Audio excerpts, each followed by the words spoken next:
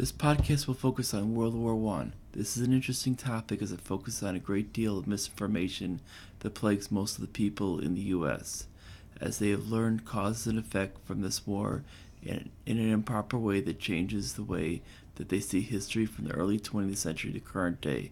This is an important fact to fix, as it will lead to people understanding the way that their viewpoint from the start is wrong and starting at a horrible foundation that should be set properly at the start. The whole point of this podcast is to reset the trend and aid people finding out what really happened in history and how it implicates the modern day outlook. The first point is to discuss what started the war itself.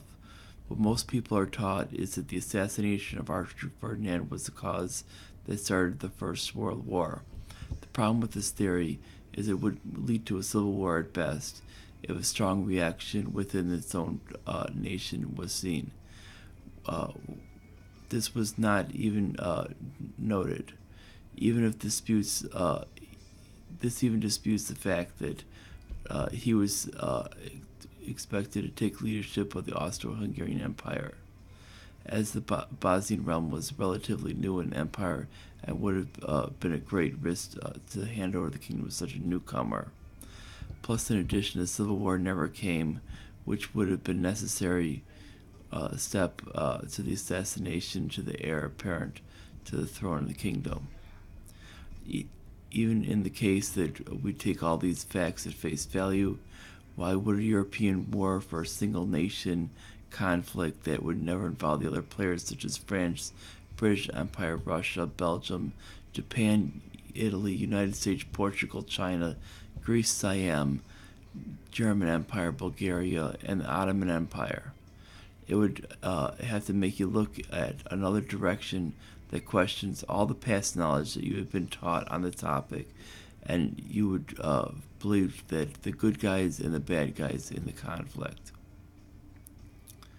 The fact is, the whole thing began with British Empire paranoia, and that they didn't want any other nation creeping up on their territory of dominance, and they feared any relations between the German Empire and the Austro-Hungarian Empire could creep up on it, creating a potential foe for European dominance in the British Empire to contend with, for which it did not want to. You must consider that the same way the British Empire implored criminal British citizens to defeat the Spanish naval fleets for European dominance by finding a new way to beat the Armada by using piracy, so less the clean tactics were not exactly out of question, and it came to the British military empire expansion.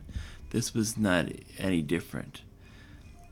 This was not a war about ending all wars as is depicted in history books, but a war of property.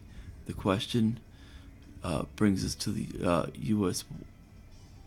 to why the U.S. was in the war in the first place.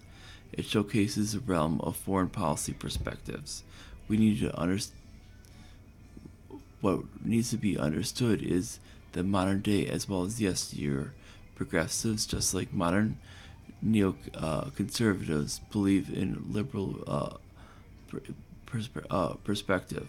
This means that the idea of reshaping areas based on a utopian vision, but negating the ideas of blowback, come from such action.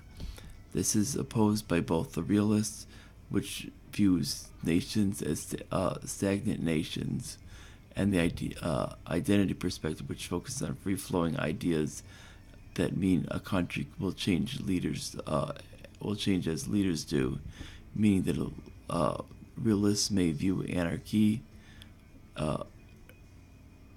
meaning that what an identity perspective may view as nothing but a change of ideas for a state. The realists may view anarchy as a need for military intervention, but the identity perspective will not, as they view it as natural. Since the United States was and very much is a liberal perspective, it views itself to intervene to create a utopian world through military intervention. This meant to join the war effort even though there was zero to gain. Any credible historian could note that there was no threat was going after U.S. territories or the mainland areas, as noted to the coming outcome of the war. The key future of the foreign policy and future problems of the war world was to face done by the Treaty of Versailles. Though this topic will come tomorrow. If you like the discussion, subscribe, and click the bell to be notified. I'll see you guys tomorrow in the next episode of the podcast, and I hope you enjoy the series. Goodbye.